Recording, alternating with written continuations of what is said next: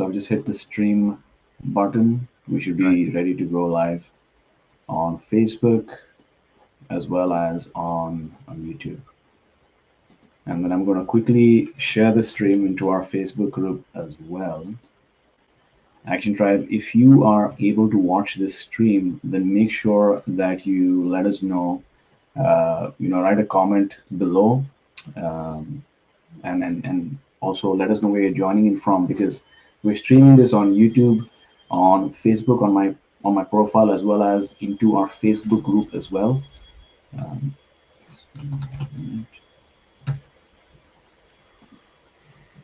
and we are going to get started in a couple of seconds. So if you can see us, if you can hear my voice clearly, then let us know. Just gonna hit record. All right. What's up, Action Tribe? AJ here, host and founder of My Seven Chakras, my7chakras.com, the show where we help you calm your mind, relax your nervous system, and experience deep states of bliss.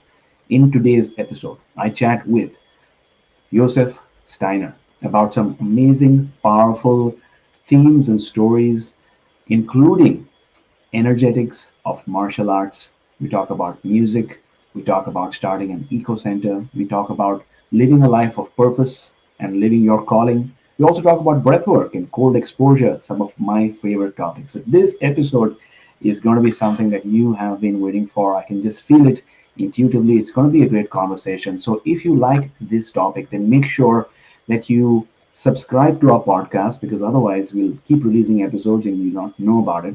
So hit subscribe or hit follow if you're on Spotify, and just take 2 minutes to either tell your friend, your family about this podcast, or maybe leave us an iTunes rating and review. That's the best thing you can do for us, because one rating and review can really push our podcast in front of more listeners, more viewers, and that's how we grow, right? Because you probably know this episode is free of cost, but that's how you can support us. All right, so starting with our special guest for today, Josef Steiner, originally from Austria.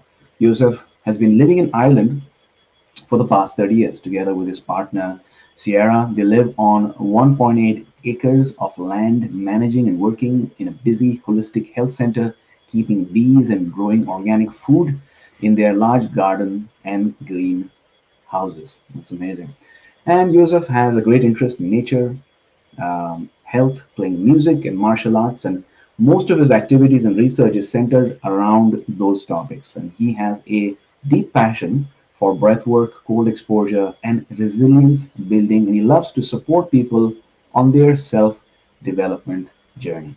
So, welcome to our show, Joseph. How are you doing? Thank you very much, Aditya. Thanks for the invite. Great to be here. You're very welcome. You're very welcome. I always feel grateful about technology. Obviously, there are some detriments of technology. If you spend too much time on your phone, you get addicted to the notifications. But in another way, it's good because I'm able to speak with you and watch you face to face in that amazing camera of yours. I'm in Vancouver and you are in Ireland. Isn't that amazing? That's cool, isn't it? the base, Yeah, yeah, yeah, yeah. base of technology. Yeah. Technology for good, technology for Yes, impact, and for great. facilitating Makes healing makes big works. difference to the possibilities we have. Yeah. It really does. It really does. And so there are so many different topics that I wanted to talk to you about, things that I wanted to do more of as well. And so that's partly why I've been really interested in chatting with you. And I'm glad that we were able to make it today. But I want to know, how did it all start for you? Like, you were born and brought up in Austria, right? How many years did you spend there? What was life like in Austria back in Um, those days? yes. So I was born 1969. It seems like a long time ago. Without technology. So I Right. grew up in a small village and yeah, sort of middle class upbringing. And yeah, my dad was really passionate about nature. He was a hunter, and I suppose I spent my fortunate childhood climbing mountains, staying on mountain lodges, jumping into cold rivers, throwing myself into the snow every winter, and yeah, having a really rich childhood. And I think, yeah, a lot of the inspirations for what I do today really go back to that early childhood. Yeah. Mhm. And so then that was the childhood. My adolescence then took a turn to the worst. So I lost my dad to suicide, and yeah, just spent, I suppose, the time between 13 and my early adulthood in depression, very lost, loads of drugs, loads of just a floating through life without a sense of knowing who I was and what I was here to do. And yeah, Mhm. so both those episodes inspired me to basically get to where I am today. Mhm. Yeah, most certainly. Thanks for sharing that. I lost my mom last year, so she Sorry passed to away hear that. from this physical self. So I know Yeah, that it's never an easy journey to go through when you lose a parent, right? But what was it like for you? How did that incident affect you? Um, right after that happened, I'm sure since you were very young, it was yeah, probably very difficult to handle yeah. and make I think sense out of I life as well, right? yes, yeah. I mean, that was the big sort of the big difficulty, I suppose, was trying to make sense of life, Hmm. like trying to integrate. And I suppose we didn't really get a lot of psychological support at the time, and Hmm. yeah, it wasn't really. I floated through life being rather disconnected, and yeah, with a sense of just numbness, maybe a degree of numbness, and not being able to feel myself and others as well, like, and also a deep sense of just depression, and a sense of hopelessness, like difficult to see the Hmm. light at the end of the tunnel. Yeah. Hmm. Hmm. And so, at what point in your life did you end up meeting your sensei, who is Juo Iwamato, right? Yeah, Iwamoto? Chuo Iwamoto. Yeah, yeah, yeah. So Iwamoto Sensei, I went when I was 17. I first Yeah. moved to Ireland.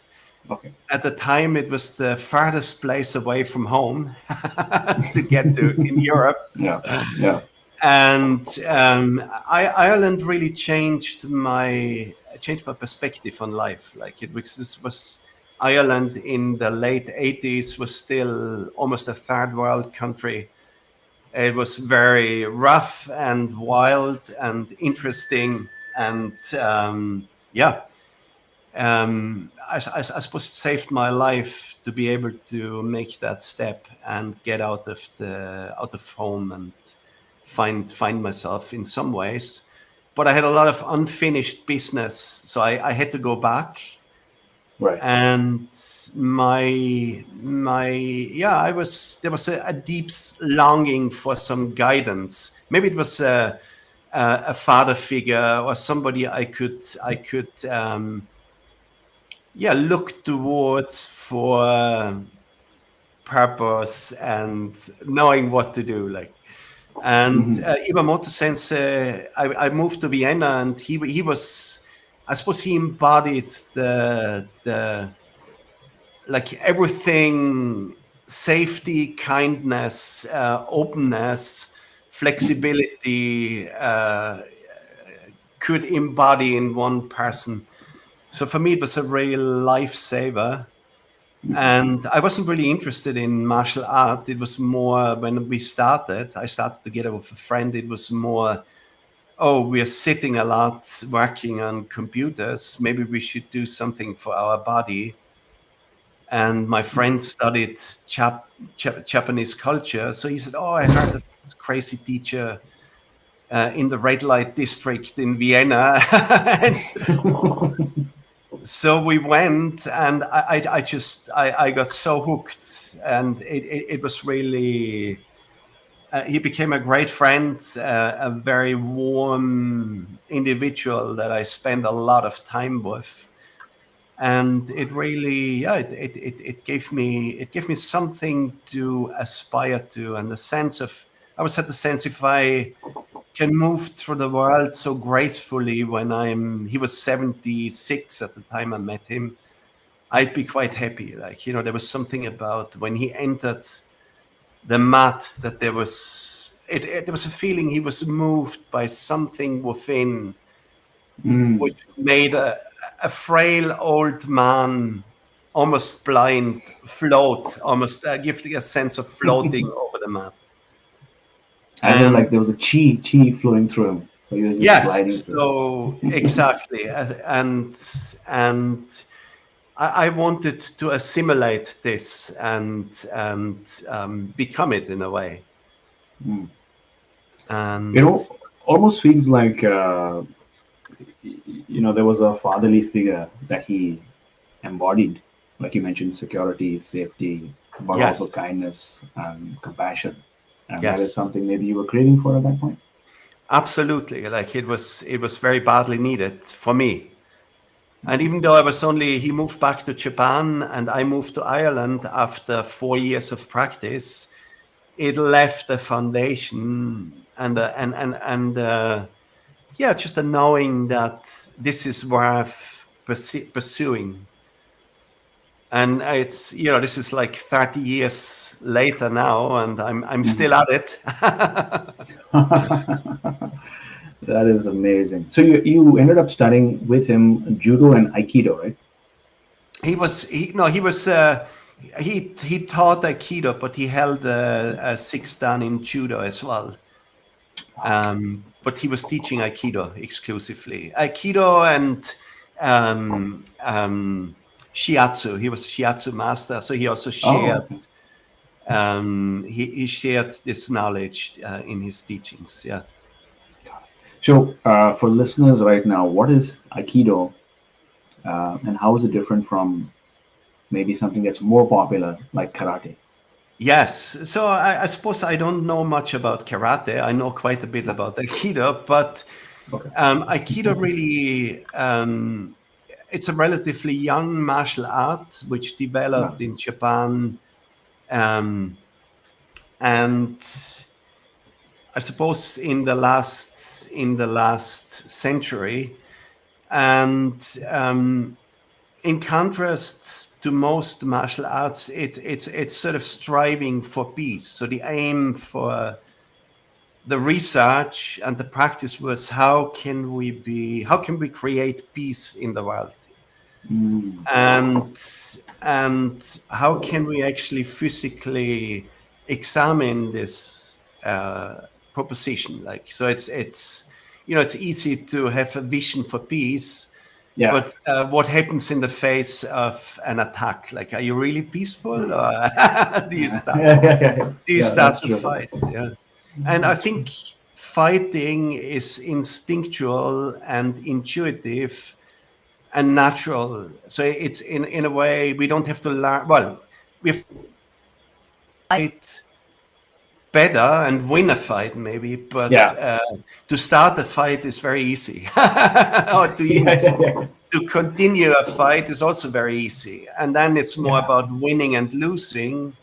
Whereas Right. Aikido really is, oh, well, how can I behave so fighting doesn't escalate? Yeah. Even in the midst of challenging circumstances. So, Hmm. and I mean, I've been at it for over 30 years, and I can still say it's a very challenging proposition that, uh, it's still difficult not to fight. Right. Yeah. I've been meditating on this recently. The importance of things like martial arts and strengthening yourself, whether it's at an individual level or maybe in a group, Yeah. right? And I love the fact that you said it's all about, or at least implied, it's all about the choice, right? Um, Nobody wants to fight, or at least that is what is the preference for a lot of people. But if you're not strong, if you don't know how to fight, then non-violence is not a choice for you. It's your only Yes. option, right? But if you're strong, like for example, the elephant in the jungle is the strongest animal, but it chooses non-violence Yeah. because if it needs to protect itself, it can, right? So there's Yeah. a subtle difference between the two. A rabbit chooses non-violence, but if a coyote or a lion comes, it's not going to be able to protect itself, just like an Yeah. elephant. So it's important sometimes to have these martial arts to know or to be able to choose to de-escalate, like you pointed out, or at least choose no violence in the first place. Yes. I think, and it's a hub because escalatory reflexes are built into our nervous system in a way, like, so in a way we have to, if we are attacked, we either avoid or we resist in a way, like, Mm-hmm. and we don't have to, sometimes if I'm strong and and male maybe, often we have a tendency towards sympathetic fight. Like, if we are not as strong, or we often choose flight. Like, Mm-hmm. so or we freeze and dissociate. Yeah, and but each of those responses often doesn't really create a better situation in a way, like, and very often those reflexes become stuck in our physiology, Mm. so we start to live our life driven by those Right. autonomic reflexes. Yeah. That is so interesting. So you need not be in a fight, but those reflexes are still governing your life, right? Like, for example, if you're Yes. in a room where there are all strangers, that freeze response is still gonna run in your mind, even though you're not Yes. confronting or fighting a person physically. Yes. It all starts with a brain trying to create safety, or keep me safe and alive, and previous experiences shape the predictive nature of the brain. And if we yeah, in a way, if you're not careful, if you don't pay attention, it's very easy, or if we become traumatized, it's very easy to become stuck in those reflexes. So all of a sudden neutral events become threatening and dangerous and trigger us Yeah, to fight, flight, or freeze. Yeah. that's very, very true. So, what life lessons did your sensei teach you outside of the, what do you call that? Do you call that the dojo or outside Yes.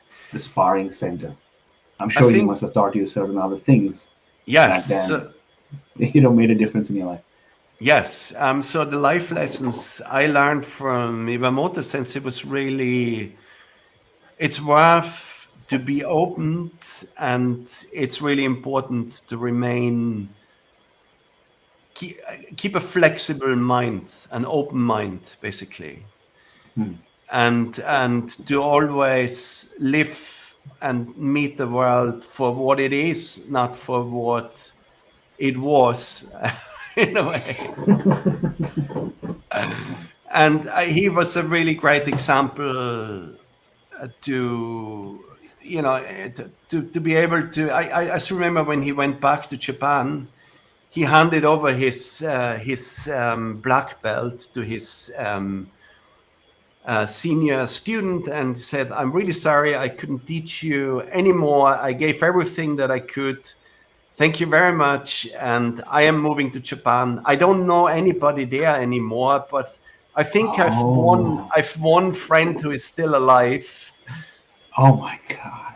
And after I don't know, he came over in 1969 and 69, 70. After 35 years of living in Austria, he moved back to Japan to spend the end of his life in Japan. And without knowing anybody. Like, and in a way, he did it just like he would choose to move anywhere else, like next door, down the road. Like it was always Right. this sense of awe and curiosity and Yeah. a real appreciation of who came and what was there to be explored in the moment. Yeah, that's what I learned from him. Yeah. Yeah, it feels like some of those senseis have a strong sense of detachment, and also a strong sense of intuition to know when it's time for a certain job and when that cycle ends, and then moving on to the next thing, Yes. and being highly apologetic or maybe even respectful to the other people in his group, or maybe his students as well. There seems a lot of combination of discipline, but also knowing when it's time, and that's Yes. hard to do for some people. Yes. Yes. I mean, it's a hard thing to do. I haven't seen it a lot in my in my life. Um, but this was probably one of the biggest learnings. I mean, he was one of my early teachers. I had a lot of other. Or I had another great teacher Right. who I continued on with, but in a way, for me, he was the savior in a way.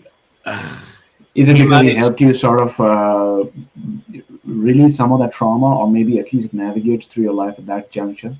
Yes, so he gave me some. He gave me hope Mm. in a way, and a sense of if you practice something and if you commit to it and if you search deeply, it's going to be a long process, but there will be light at the end of the tunnel, or more light. Right, right, right, right, right, right. Yeah, that's so important. Sometimes, if we are in a dark place, sometimes we only need one thing to work on. It almost feels as if when you go to a restaurant, when you have a menu that has like 104 items, it becomes so overwhelming and anxiety driving. But if you have somebody tell you, you know what, just focus on that one thing. It's going to take time, Yes. but just focus on that. And I provide you the assurance that you will get that. That sometimes makes all the difference because it gives you the Yeah. confidence, the certainty. Amazing, amazing. So, at what point did you go back to Ireland? You said that you were in Vienna back, and then did you move back Yes. at some time, or okay? I moved back in 1992, Mhm. bought a house on the West Coast, and yeah, moved over um, to do up the house and start a woodworking business. Okay. Did you have experience on that, or did you just want to? Yes, yes. So yeah. Not, it's I was always interested in making things with my hands, and my dad Right. was a blacksmith, and we Hmm. had a big factory with many tools, Hmm. and so I was always building something, Right. stealing tools out of the magazine. But yeah, no, it kept Interesting. going. Also, I got into architecture and building, and I was pursuing, I worked in construction for a long time, in the design Okay. and build end of construction. So you seem like a multidisciplinary person, I, a I man of it, multiple talents. when I look back, it seems that way. Right. Right. Right. It always Right. feels I Right. only do one thing at the time, so it doesn't feel Right. so. But there are, I suppose, it's in some ways this living with a lack of knowing and a lack of purpose for some time really made me search in a way, Hmm. and the searching in a way continued. Yeah, so I was always interested to open myself to new things and to change trajectory or to Hmm. explore. And in a way, I could say, well, it was a curse and a gift. Initially it was a big lacking and then a despair about nobody told me how to do it and what to do, Right. and I had to figure it all out by myself. But then later on in life, I became to appreciate that it was also a big gift, and I see a lot of people who don't have this ability, like they're much more sure of how the world is and what should be done. Right. And Yeah. so I'm in a way, I lack this certainty. Right. So for me, it's everything is not an answer, but always a question. Oh, really? Yeah, that's the way it should be. Interesting. Let's think about that one. But I Yeah. don't have this, and I think this often comes from the parental input. Right. The dad Hmm. saying, "I'm going to tell you how this works," and Yeah. I never had that. So Yeah, yeah, yeah. I think it's a great position to be in to keep questioning the current paradigm, keep asking questions and finding out different ways to do things. And if you don't know something currently, then not attaching that thing to your identity, but at least developing the skills and going on this quest, right? Embarking on a new journey. So always amazing to start a brand new chapter, no matter what age you are, whether you're young or even older. I think it's a gift because some people I know, they're like, from the age of 19, I knew I was going to be a pianist, and that's what I did for the rest of my life. yes. That's good. That's wonderful. Well, Some that's people want another. to. I mean, that is a nice. If It's you good think to have about that, it, right? it's a nice thing as well. Like this sort of call for Yeah. absolute certainty. Yeah, no, I mean, I probably envy that a little bit sometimes. Yeah, yeah, yeah. Whereas some other people are doing this and then they do that and they do that and they do that. But ultimately, it seems like they arrive at what their calling is by the process of negation. Okay, this is not me. This is not me. This is not me. Yes. Or maybe they develop all these transferable skills. And then ultimately, when their life's project comes into play, now you know how to build a house. Now you know you're right breathwork and you know how Yeah. to connect with different people. So talk to me about your custom built eco center. Yes. I would appreciate if you say the name again because I don't want to get it wrong. It's Um, not Nádua, which is the Irish for nature. okay. Nádua, like, yeah, and yeah. Okay. So tell us about that, and also tell us maybe how did that come about. Yes. So the eco center was really a shift. It was my big transformational shift at about 15 years ago, and Okay. I told you I was in construction, Hmm. and I ended up in a place where I was in a toxic business partnership, driving all over Ireland, building houses, and um, yeah, it's in those. I did it for about 5 years in this formation, and every year I gained about 5 kilos.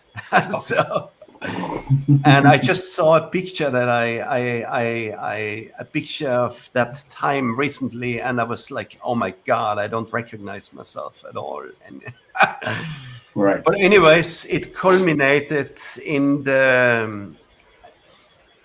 I was importing houses, timber houses from Austria, and for the company that I was partnering as well, I was building the house that I live in now was supposed to be a house to live in, and then also a show house with a sales office and Right. a platform to promote our houses and I'd already started to build. Everything was in process, and my whole business partnership went completely toxic. And Oh. one day I drove up the little back road. It's about a lane for one car and half a bicycle. And Yeah. I realized I was driving with 110 kilometers with my teeth clenched and inside I was strangling my business partner over and over and over again. Right. And I realized, actually, at that moment, I realized that this has nothing to do with him. Like, he's probably having a tea and cake in Dublin with his friends, and it was all in my head. And I was the one who was killing himself in a way. And in that moment, I decided to extract myself from the company. And yeah, it was a painful transition. So we were in the middle of building a house. I had to move from a 100,000 euro salary with 70,000 euro company car to, hey, I'm going to retrain myself. And yeah, so I actually decided uh, to pursue and train in the paradigm that helped me most to heal from whatever was going on for me. And it was basically craniosacral therapy, which is a form of osteopathy, but it works in the subtle realm of the body. And yeah, it really helped me to overcome whatever I was going through. And that was the beginning. So I trained. My partner was already Kira. She's a long-standing massage therapist. She also trained before me as a craniosacral therapist, and I could see her transform, and I could see her enthusiasm and her passion. I started to read some of the literature around it, and I was like, wow, this really speaks to me.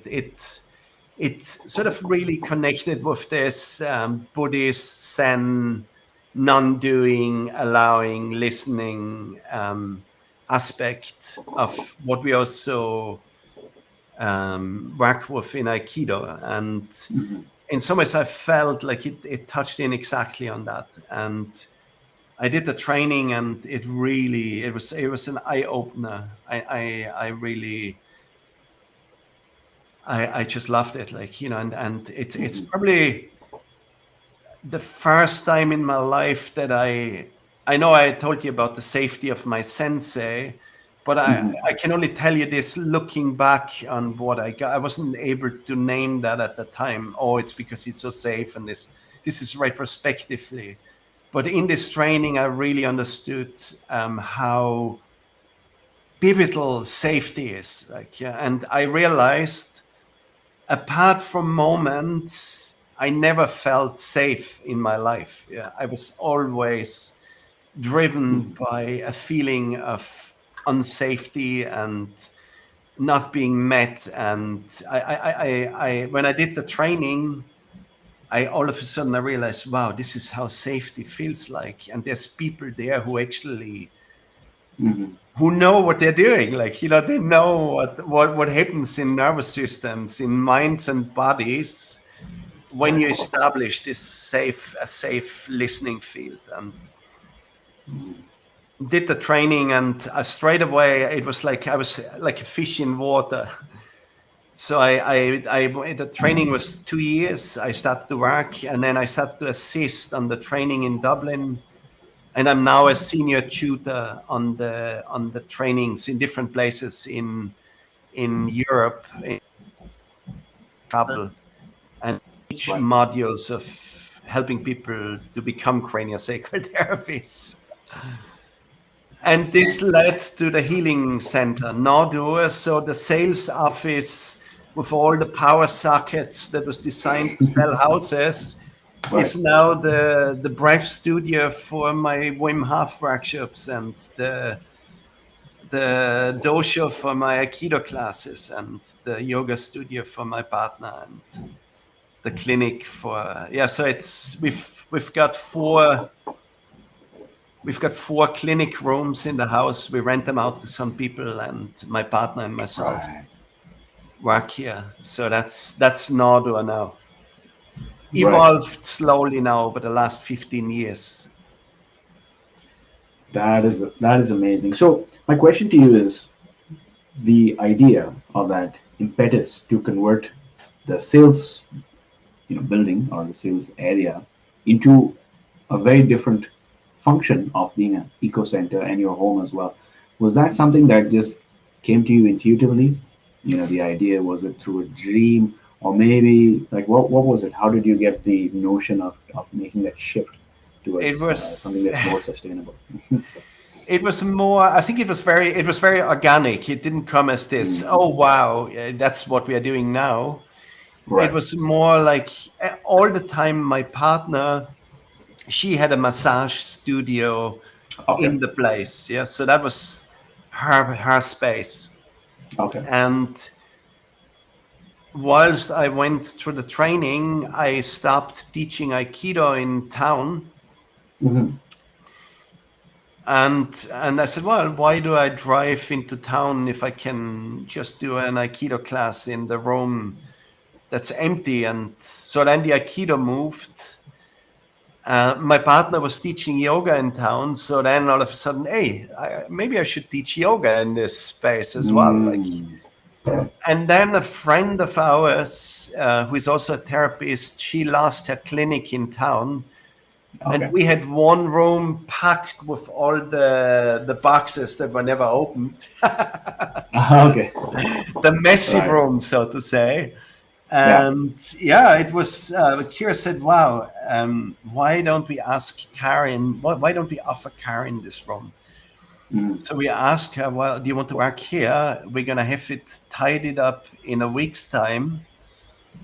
And Karen moved into the room, and with a very busy following and clinic, hmm. and all of a sudden we had three busy therapists in the place, Hmm. and then we just opened the space to other people who asked for, because it started to gain a reputation, as this really nice beautiful place in nature close to the city, and a lot of people come and go. And so now it's a refuge, really. Like, everybody who comes here, they are saying, oh my god, it's just being here is already healing. Yeah, yeah, yeah, yeah.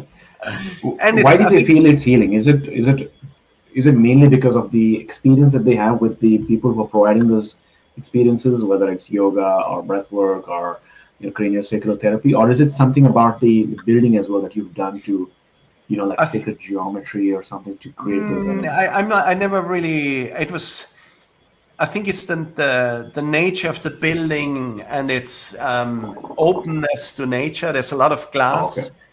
The okay, beauty of the nature, it's really engulfed in lush forestry, right, with a river running to its side and a little stream running through the middle, and the big vegetable okay. garden, the geese, Mm. the chickens, the ducks, the bees. So Yeah, it's yeah, yeah, yeah, it's a yeah. bit like how do you call it, Ark Noah. Akinoa? What is that? It's Noah's Ark. The Oh like yeah, I the know all what's the happening. Yeah, yeah, yeah, yeah, the yeah, yeah, yeah. the all the animals are represented, and yeah. Right. You know what? That is one of my goals as well. Is to open a healing center slash eco center in the future. And so when that Yes. happens, I'm going to be reaching out to you to get some advice around You're it. very You know. welcome. It's I know, after 15 years we know quite a bit about it and what works well, and yeah. Yeah. We'll do that because it's beautiful to be able to not just yourself make a difference in people's lives, but to create an environment, an ecosystem, so to speak, where you are sustainable in every way. So you have a farm, you've got a bee, you raise bees An as well, apiary, yeah, yeah. an apiary, right? And then of course you have people that are coming close, and then you have flowing water, which is so good from a feng shui standpoint, but also from a every healing um, practice slash modality talks about the importance of flowing river and flowing energy, right? It, Yes. it does something to you. Yeah. But yeah, so that's great. So how did you discover breath work then? When did that happen? Yes. So breathwork in a way started. So Aikido is really, there's a lot of breathwork in Aikido. Yeah.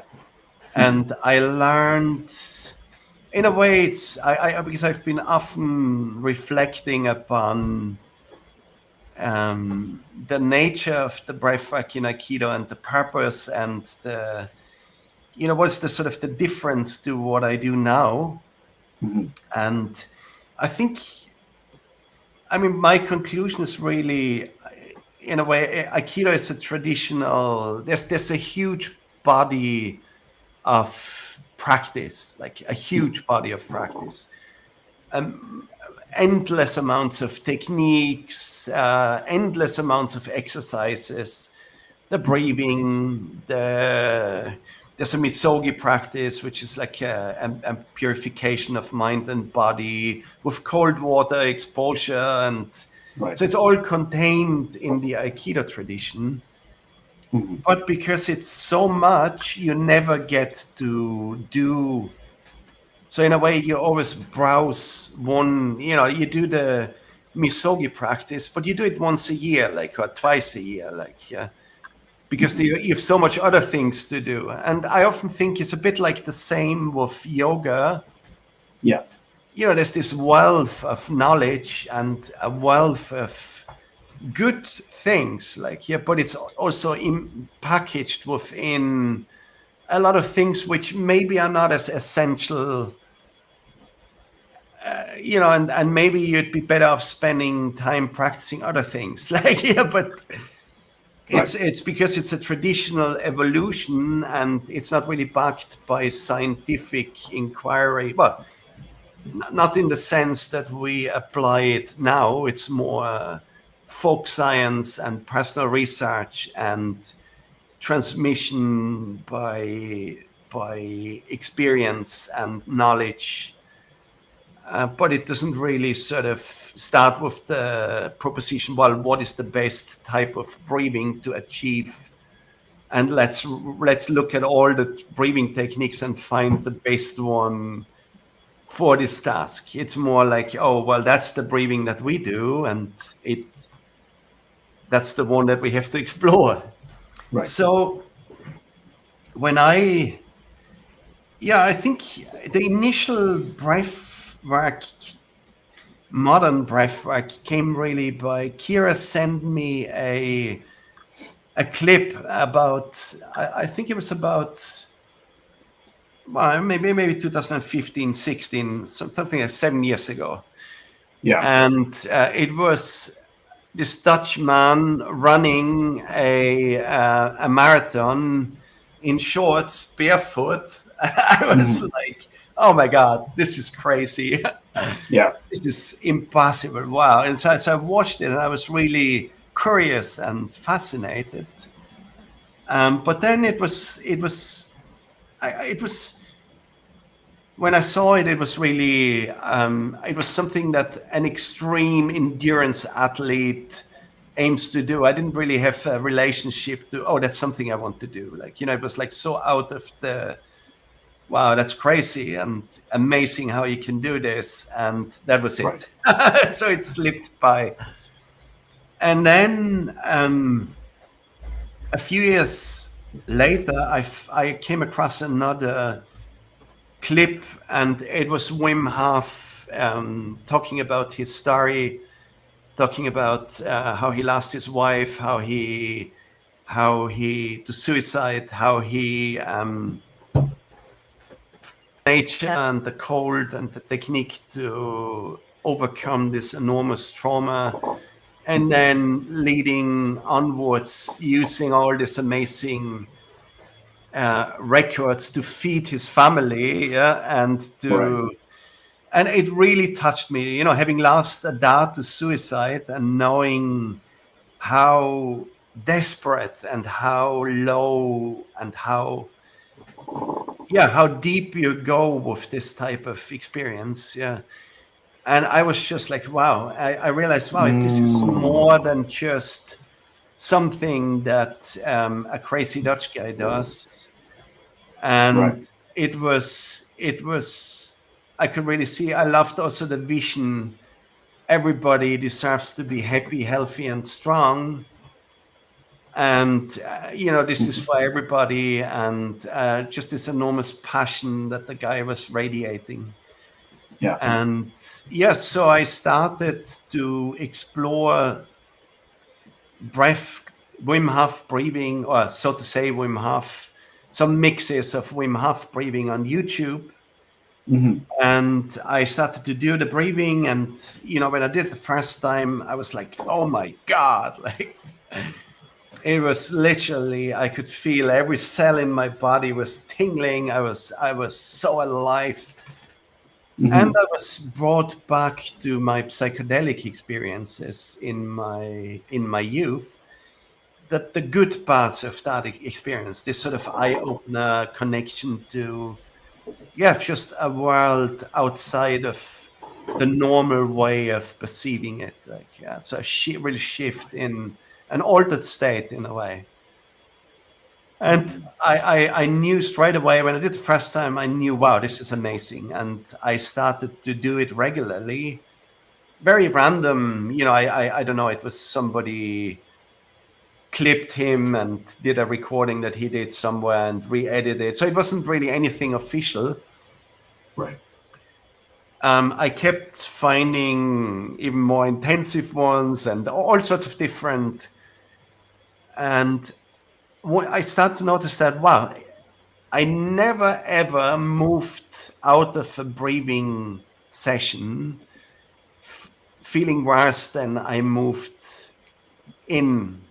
Hmm. So it was always, I always felt better, more relaxed, more connected to my body, more sense of vitality, a calmer mind, and a more wholesome state. Yeah. And I Right. actually never had anything else that worked so reliably all the time to change my state. If I was low, I did my breathing session and I felt better. If I was fatigued or if I felt like I had a flu coming on or whatever, a cold, and all the time it just did the job. Like, yeah. And so I was hooked really every day. And I'm used to, if I take on something, it's every day. And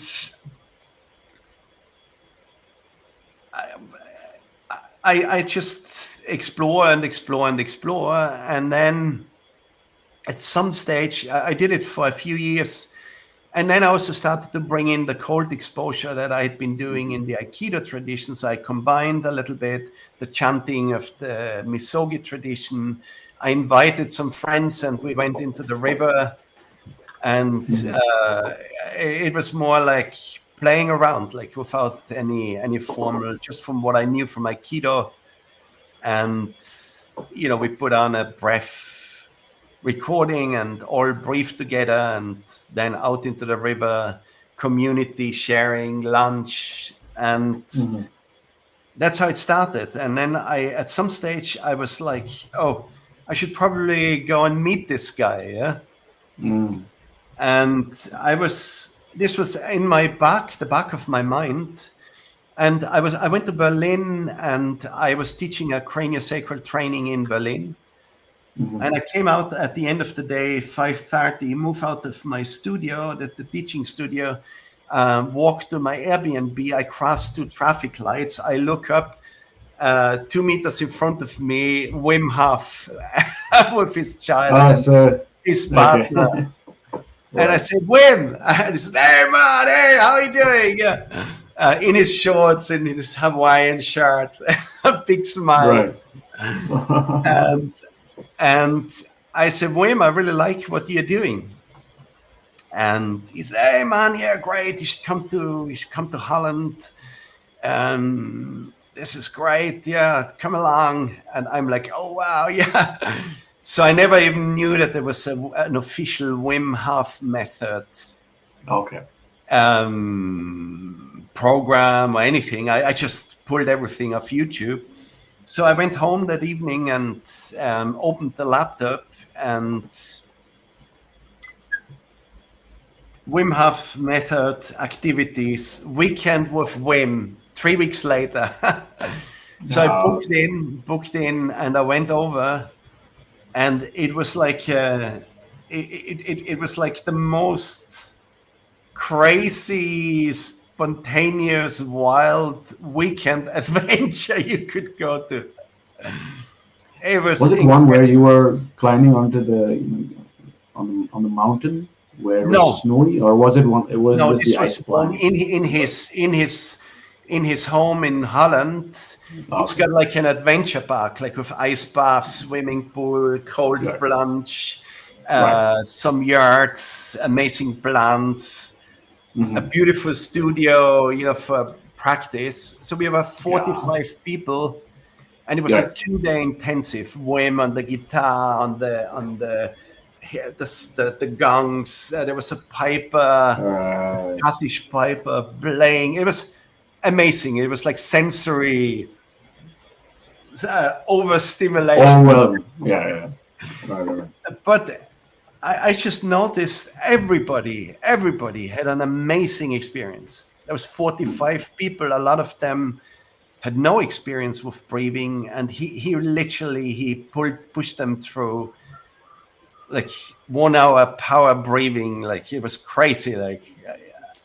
But everybody left Hmm. elevated, like with a sense of purpose, connection, new ideas. This is amazing. And yeah, and I always tell my the people who come, my students, that I haven't met as many smiling, laughing, cheering people in my whole life than I have with doing this type of breath work and Wim Hof. And yeah, so after that, I started the program. I said I sign up, did the fundamentals online, then I did the advanced academy, and then COVID hit, Oh, okay. and and everything paused. So it was all postponed. And I Hmm. also being a therapist and working a lot with trauma and with the nervous system. And I sort of felt that I wanted to be a little bit more precise with my breathing. Like, it felt Hmm. like a little bit like a one size fits all. Right. And Yeah. I know it works for Wim, but I just felt like, I just felt like I wanted more. I wanted a bigger palette of possibilities to offer. And Hmm. that's when I came across Soma Breath. I heard Niraj.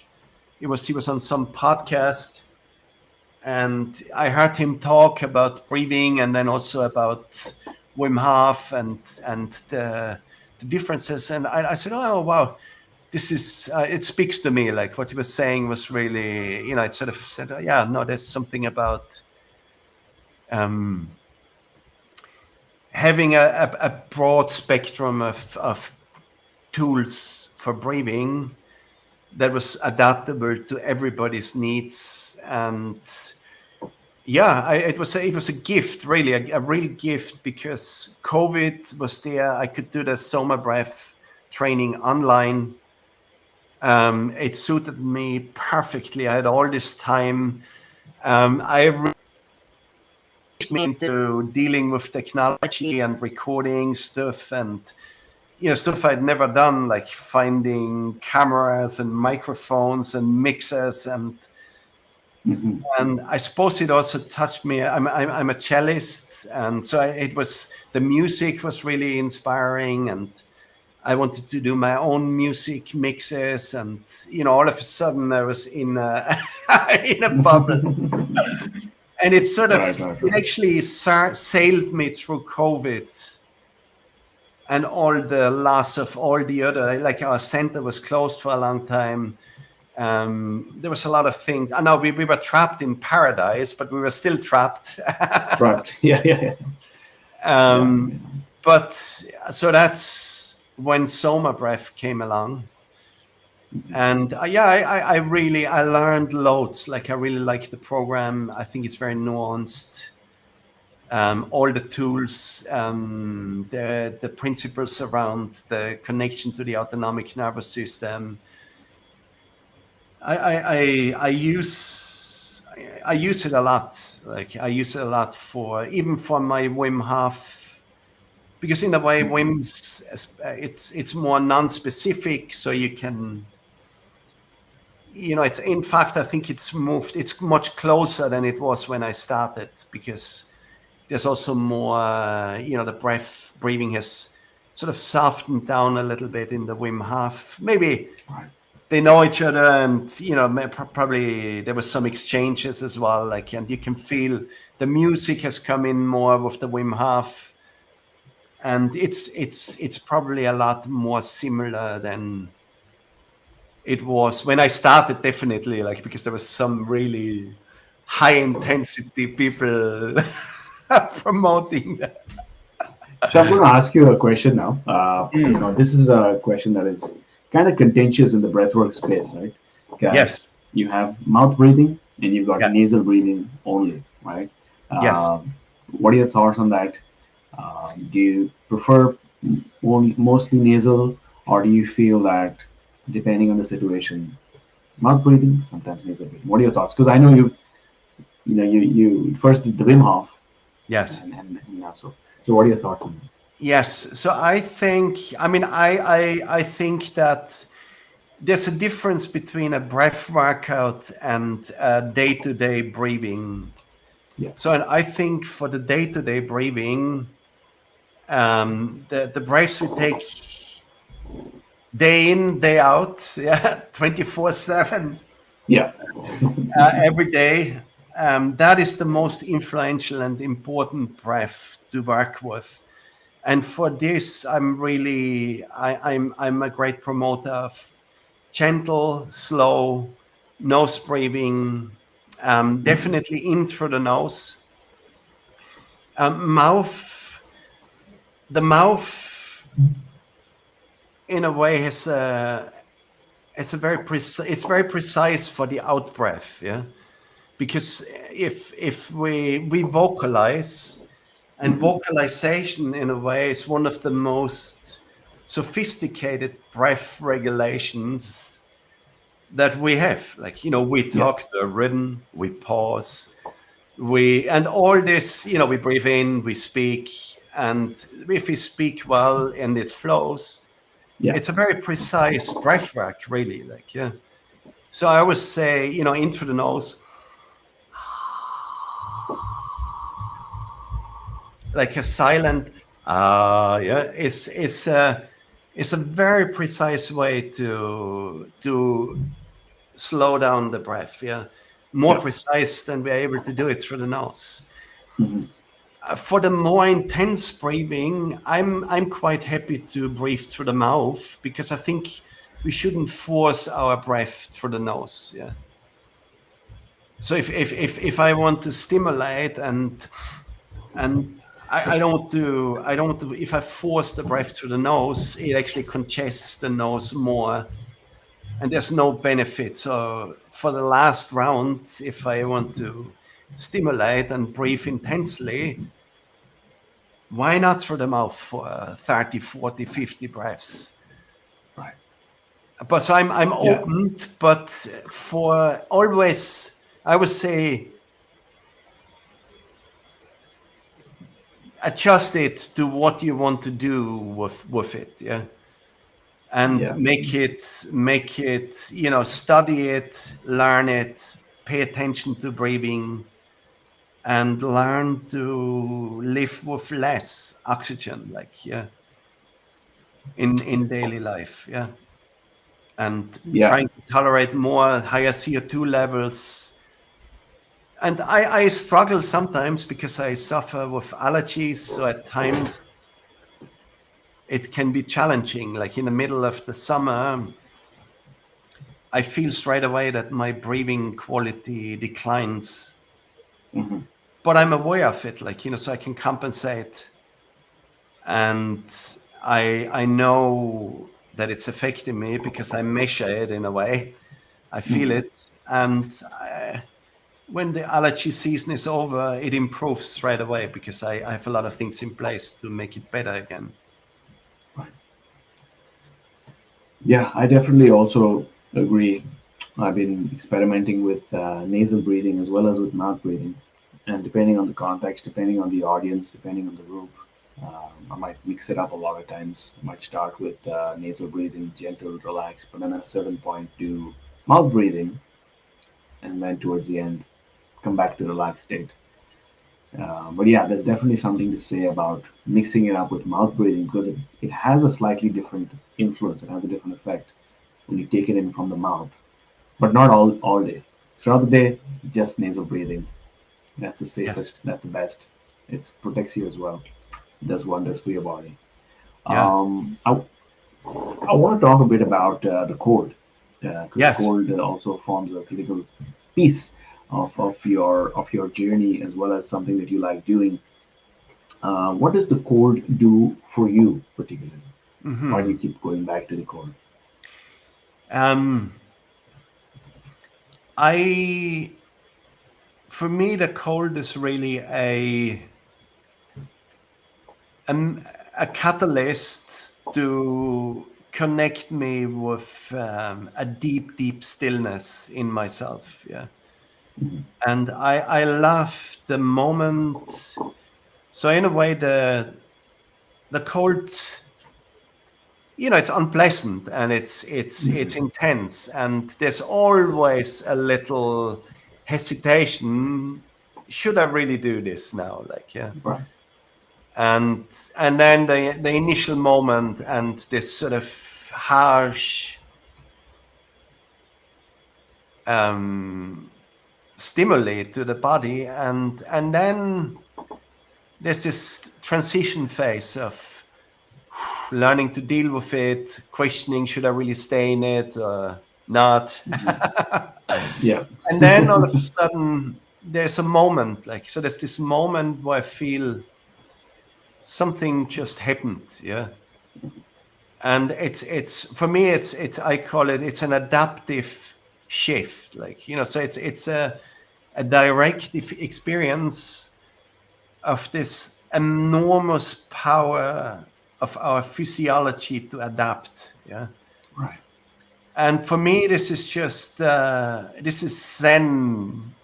The moment of adaptation, I move into a space where I feel, well, now it's just me and the cold and the stillness and nature. Mm. And yeah, there's no question, should I be here or not? Like, I know that I'm in the best place. Yeah. And yeah, I suppose I love it because I'm quite a cerebral guy. Like, I on a good day, it really, I have a lot of potential to get things done and to figure things out, Okay. to think my way into the world in a way, and work out things deeply. Mhm. On a Mhm. bad day, I can get stuck in over analyzing, overthinking, Right. and the cold definitely always interrupts that. And it's definitely about just now, Mhm. this moment, the beauty of nature, the pause, that space between one thought and the other, and the opening to a deep appreciation of nature as well, and our ability to be in it and be touched by it deeply. Mm. This is for me my the gift I receive. Yeah, yeah, yeah. Yeah, I definitely feel the cold does something similar for me as well. It has a wonderful way of helping you change your state, but also calm the mind because when you are in the cold, it's especially with very cold water, ice cold water, you have no option but to come back to the present moment You can't think about the problems that you've been thinking about. You can't be anxious about something that might or might not happen tomorrow or the month Mhm. after that. You're just thinking about the chord, and in that moment, you find yourself, like you pointed out, in a very contemplative, meditative moment where you Yes. feel connected with everything around you and everyone around you, especially the person who might be sort of guiding you through the chord journey, right? Somebody who's right beside you. You feel that shared sense of connection for sure. My question to you is what, there are different ways in which you can experience the cold, right? Cold shower, cold plunge, jumping into the river, lake, ocean, maybe. What has been the most spectacular, beautiful cold immersion experience for you that you can still Mm. recall? That day, that moment, that was the best. That was the most beautiful. Is there something that Um, comes to your mind? there's two scenarios come to mind. One Right. is the river at the end of my land, and Yeah. a cold 0 degree crispy morning in the winter with a river temperature of 4 degrees. Okay. And I really, it felt like I saw the forest that I've been living around for the last 15 years for the first time.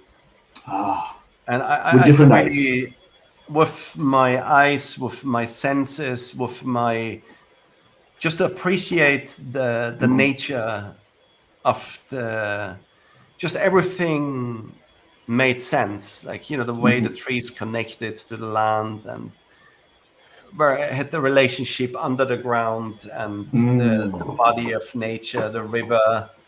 And yeah, it's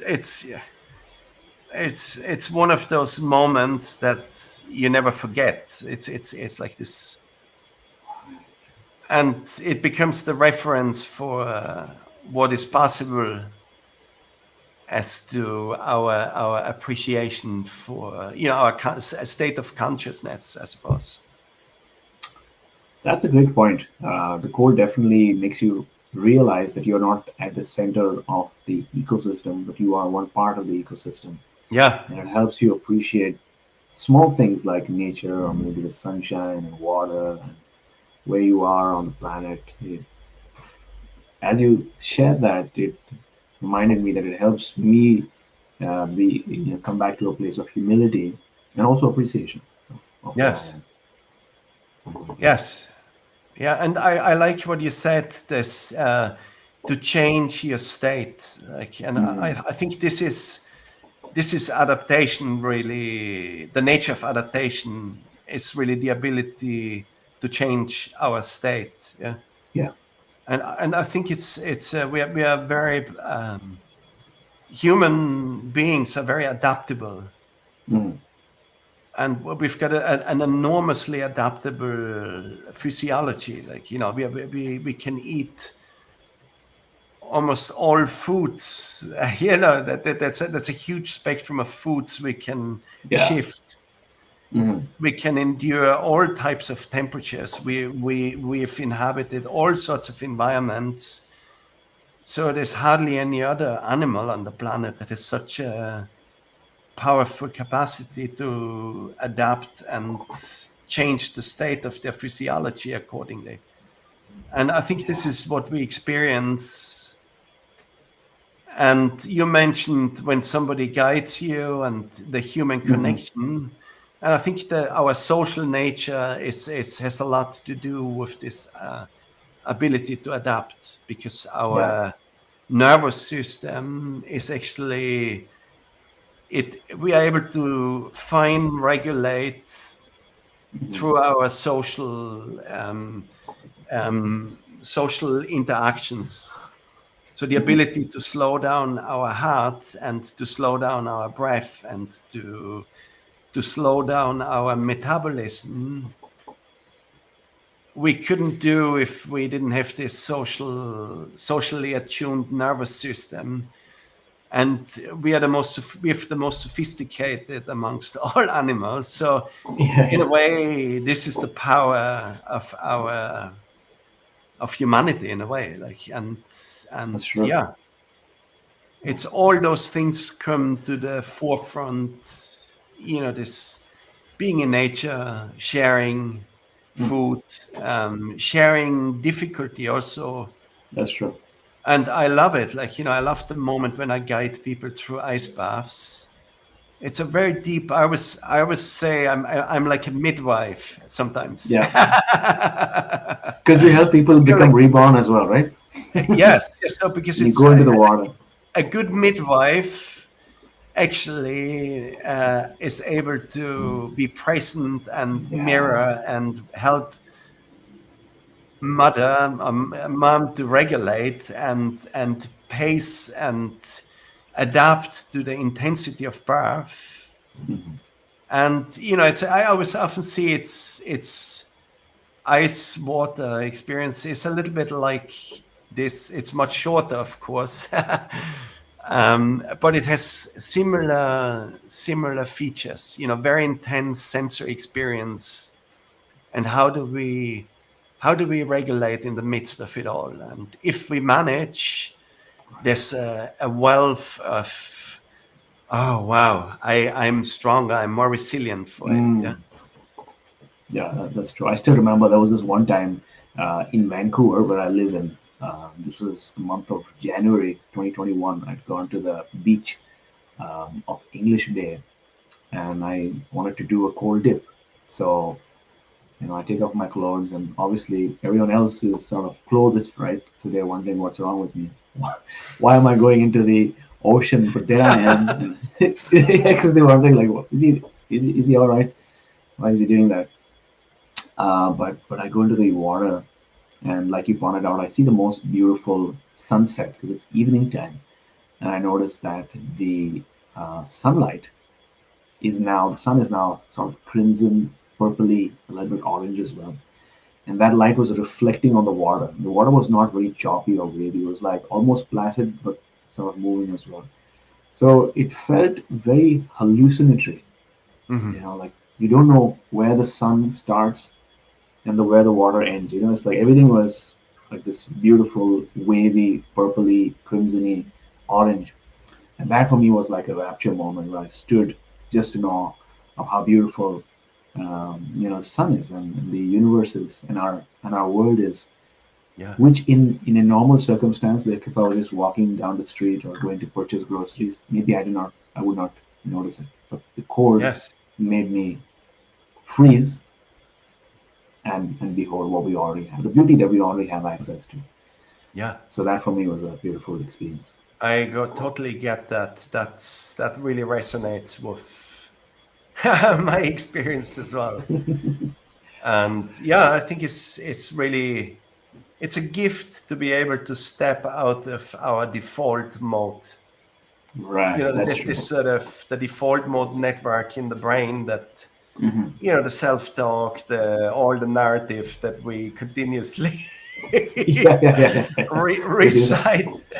Yeah. And I think any tool, and I've always been a very much I'm I've always approached meditation through a physical activity.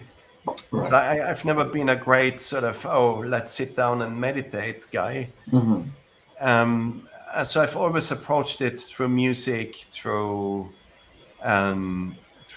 martial art, dancing. I love dancing tango as well. So it's and Yeah. all those things, the moments of a special moment of appreciation of something comes, and a stillness and a knowing and a Hmm. connection.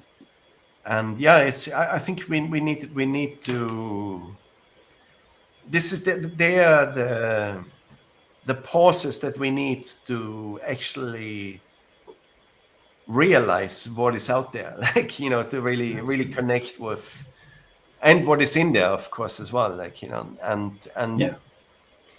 that's why I love to share it, like, for those moments to be able to communicate, guys, Hmm. there's something really precious. All we need to do is pause Right. and open our senses to the world, and whatever way you can do it, do it. It's Right, right, right. and my way Yeah. is more through breath work, cold water, dancing, music, Hmm. um, um, and other people may be more connected to sort of a more still meditation. Whatever it is, I think it's we need it. The world needs it, Yeah. and Yeah. the more the better. Now, as we come towards the end of our episode, I usually ask this question to all my guests about, especially ones that are into breath work and into inquiring as to the true nature of reality, right? Um, what do you feel is the true nature of reality? What is your understanding of consciousness? Do you think that um, you know, do you think that we're living in illusion, like some people say? Do you think that this is like a projection of sorts, a hologram? What is your thoughts, or what have you found so far as to Wow. the true nature of reality? Yes. So I'm an open. Again, I've got a very open, inquisitive curiosity about it. Like, yeah, Hmm. I'm generally I've realized I've got a very quite a materialistic routing. I like science. I trust the process of research and finding out Yeah, more. yeah, But I also have a wealth of experience, and in a way, there are all those experiences that they're just as valuable as anything else. And from my sense of it, really the world appears in our consciousness, like, yeah, and mm, who knows what's outside of it, yeah. yeah, But for sure our brain creates the reality that we experience, yeah. And some people say, well, does it actually recreate the reality that is out there, or does it just create it full stop, and who knows right. what is out there? Mhm. I'm curious in a way, and it seems more to be that it creates more than it recreates. So that's my Right, right, latest right, understanding. right. And yeah, it's I think there's a lot to be until we really understand the nature of consciousness Hmm. through science. It's very difficult. Science clearly has if it can't answer it precisely. Right. Who knows? Like, it's going to be interesting to find out more. Yeah, But yeah. from my personal experience, I think for our life as we live it, intuition, a sense of what to do, a sense of connection, and a sense of meaning and purpose, and it's much more important than objective reality. Like, yeah. So for Yeah. me, for my actions, for my relational, this is all really the most important thing is my intuition, my inner Hmm. guidance, my sense of things. Yeah. Hmm. Now that's not objectively, that is not as important in a way. Like, so that's why we need science, because we need to have an overarching way to explore and find out. But for my personal life, as I act it out from moment to moment, Right. I think it's not, the question is not what should one do, but what should I do, really. Like, Yeah. and that question, I don't think science can answer that question. Like, Mm. And so in a way that it's a holistic phenomena. And as far as I'm concerned, I trust my intuitions. I fully trust that it will lead me, yeah, Hmm. Yeah. not somebody else, but me through the world in a meaningful way. Like, yeah. So, but then to find out more and Hmm. to find out the mechanisms behind breathwork and consciousness, my intuitions may be completely wrong, and I think Yeah. that's why we need science. And yeah, I trust that. So I'm in that sense, Hmm. I sort of, I just have a very open, curious, eh, um, curiosity about what will emerge. Like, and I'm quite attuned to different sort of research projects, and I listen to Hmm. podcasts who Right. explore the mind body connection, and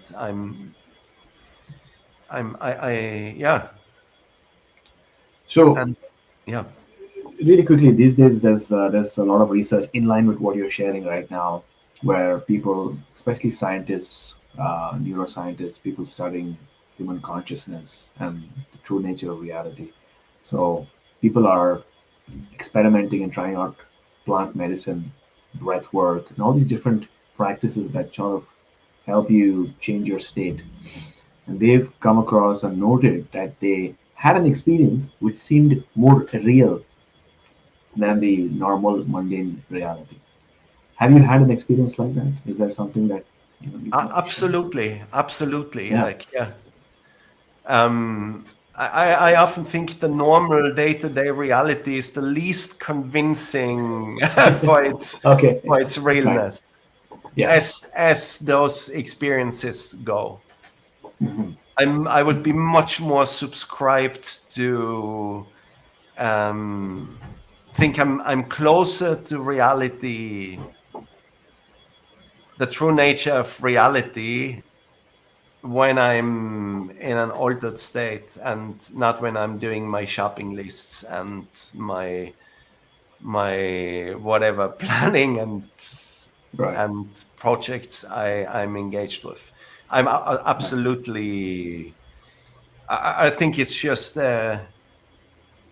it's a sort of a functional interface that we sort of become enslaved in as well, to a degree, through Hmm. society, through our upbringing, through our patterning. Right. But And is there a sensory experience that you would like to share? Is there something that comes to mind at all? um,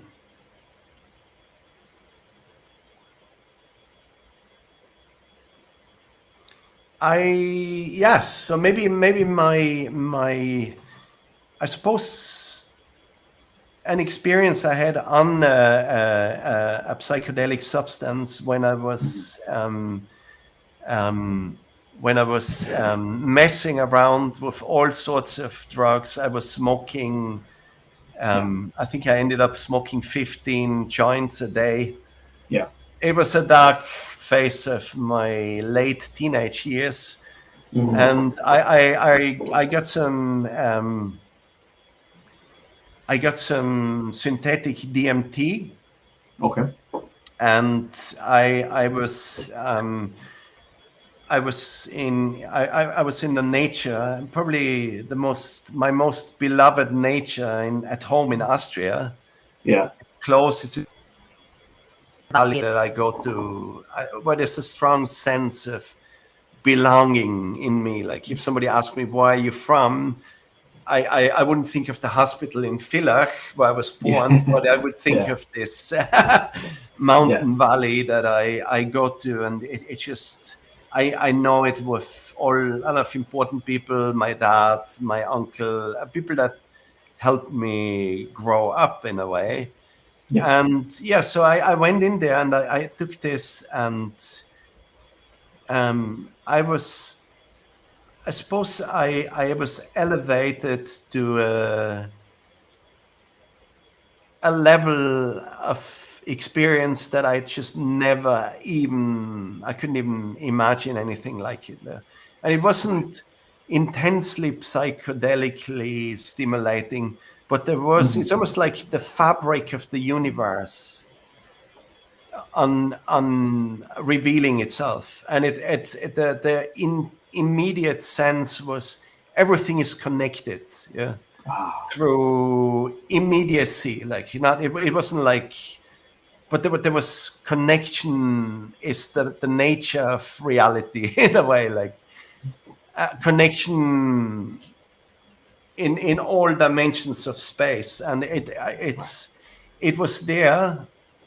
And I remember playing this. I was there with a friend, and he was an instrument builder and had this ton piano. It was a kalimba, Okay. little musical instrument, and I could experience the sound as a frequency of connection, which went. It was inherent in the universe, like that I was in, like Yeah. and Yeah. I was. It was such a profound experience, and also one really important thing. There was an abundance of physical ability. Like we climbed Oh. cliffs, we ran up. It was almost like an altered state of ability to do whatever we needed to do, wanted to do. I want to run up this mountain, and we did it. And then now I want to go down again, and we did it. And if I went there tomorrow, like you look up, it's like, oh my God, that's a big one now, and you'd be sweating. Yeah. But this really connected me. I knew at the time I had to search this state without substance. This was not, it was not like Mm. I knew no other, taking it again wouldn't be the solution. It wasn't in the substance, it was in the nature, in the biology, in my possibility. And that's what started. I haven't smoked a single joint after that, and I've only recently started to explore some plant medicine again. Mhm. And I've actually come to the conclusion that all the work that I did in the in between, Mhm. um, at the time, this state felt like it was a million miles away from my normal state. Yeah. Yeah. And coming back to it now after a life of all sorts of experiences, I've come to realize this is a state, it's just around the corner. Yeah. Yeah. Yeah. It's So very close to it. close, and Yeah. it's not so far away, and there's actually a lot of connection to, Mhm. there's a lot to be exported from those experiences into Yeah. into life. Like it's not just one experience. There's something to be met and reflected that stays much closer than at the time. I felt it was just this enormous gift because it Yeah. was so far. It's still, I mean, I'm not making it small by any means, but it's much closer because of all the other work that I have done, Mhm. and it doesn't feel like this massive. It's just as around the corner as a pause and a reflective moment, or a beautiful breath practice, a beautiful moment in with music and shared music. So it's more like this. I see it. Something that I think for me, I've come to the conclusion. I like to explore this every now and then, not regularly, but Mhm. intermittently, to just help. Yeah. Yeah. Yeah. Help to open a window that is pretty, yeah, or just clear it definitely. a little bit more, or do something to it. Yeah, I think plant medicine definitely has a place in at least helping us see the landscape, and Yeah, then you can come back and then use breathwork and other tools to then spend more time in that landscape, because now you know exactly. where to go in those areas. But yeah, I think there's definitely a very powerful place. I remember there was one time where I was sitting in ceremony, having magical mushrooms, not reishi mushrooms, but this was a very profound experience that I had, where I saw geometric patterns of all shapes and sizes in front of my eyes: yellow, purple, not purple, yellow, blue, and a little bit green. So it was constantly making these beautiful kaleidoscope esque geometric patterns, and it felt like that pattern was actually communicating with me. It was showing me how beautiful this universe really is. It's showing me what is out there, or maybe what is in there. And Hmm. that was not just me watching it, it was very, very interactive. And then at one point, something really weird happened that, in retrospect, is a lesson for me. But then in my bag, I had my phone, and my phone had my morning alarm on it. So at 4:30 in the morning, or 5 o'clock in the morning, it rang, and I felt as if the whole universe was shattering with that sound, and I didn't know where the sound is coming from, who's playing this music, where am I stuck in, and somehow, some way, I just took out my phone and I switched it off. It was earth shattering. It was felt like the whole universe was, there was a big bang, like with that sound. But that was an incredible experience, and I appreciate you for sharing your experience and your Mm. journey, because I feel that the more we share, and the more vulnerable we are with our own journeys, the more encouragement and safety and security and support that other people who are having these experiences, which the normal world would consider eccentric and strange and weird. Well, I Hmm. think it's time for all of us, like you pointed out, to come together and share what our personal journeys are, for the benefit of the collective. And for that, I really appreciate you, Josef. What lies ahead for you in 2022, and how can people learn more about you? Wow. So yeah, no, I'm on Instagram, on Facebook. I always promote the activities through those platforms, and yeah, I've got a pretty busy year. I'm teaching a lot of cranial courses, and um, yeah,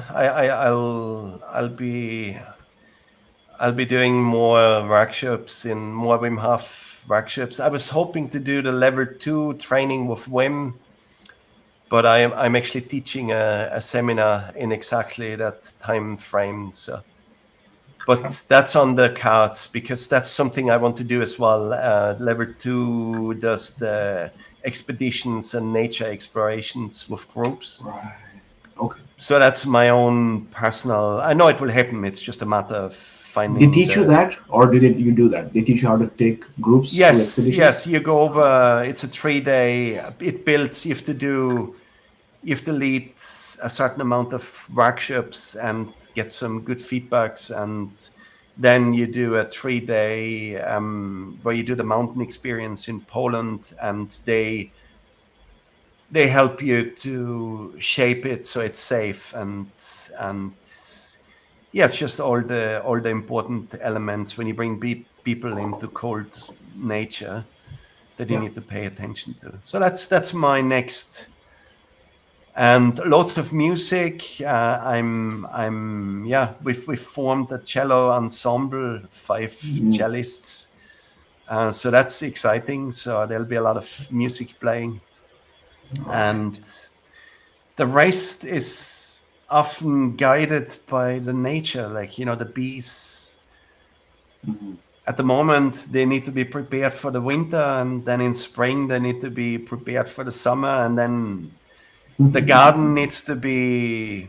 So it's I love this, like, because in a way, a lot of what I do follows the natural cycle, Mm. and then the rest is more yeah, building on my sharing what I do with people, and Mhm. that's the year ahead really.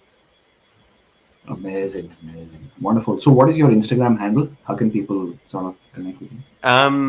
It's Joseline Steiner, Josilin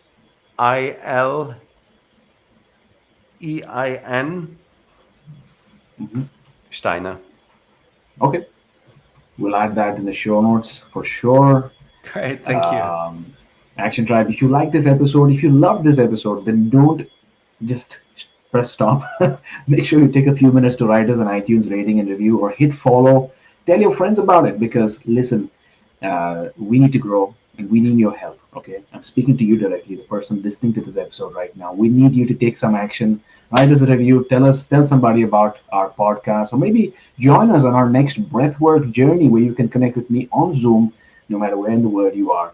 Come to my7chakras.com/drop in, my7chakras.com/drop in. Use promo code HEAL2022. If this is your first time, you get it for free. HEAL2022. If you're on Instagram, then take a screenshot of this episode and then tag me on Instagram so that I can share your story. My handle is at my7chakras. That's at my7chakras. So, Josef, thank you for coming on our show, talking to us about all things like martial arts and music and consciousness and breath work and core.